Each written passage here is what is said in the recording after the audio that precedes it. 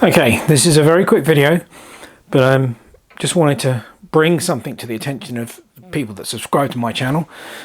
It's about the disaster at Cliff's shed. Now, most of you who subscribe to my channel, I'm sure, already also subscribe to Cliff's shed.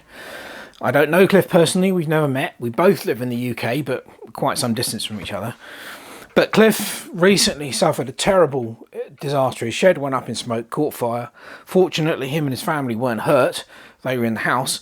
But the shed is, well, devastated. I'll play the video. Now, I'm going to put links in the description to this video to his channel. And someone has started a GoFundMe page to help Cliff rebuild his shed, and I just want to spread the word about this, because if this was to happen to any of us who've got our own workshops, it would just be absolutely devastating. I can't even begin to even imagine what Cliff is feeling at this moment in time. Hopefully he will be able to salvage some of the machinery from his workshop, but a lot of it's gone. A lot of it is just absolutely gone.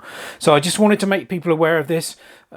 Cliff was incredibly helpful to me when I was restoring my old Sonio wall clock.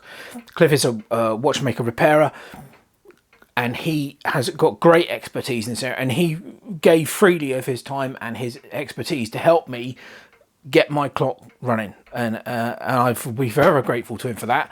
So, you know, if you can spare a few pennies to help him out and rebuild his shed, please do so. Go look at the video. It's just, well, I don't know how well this is going to come out. Obviously this is playing on an old iPad, but you can see, I'm sure you can see the devastation that's been wrought here.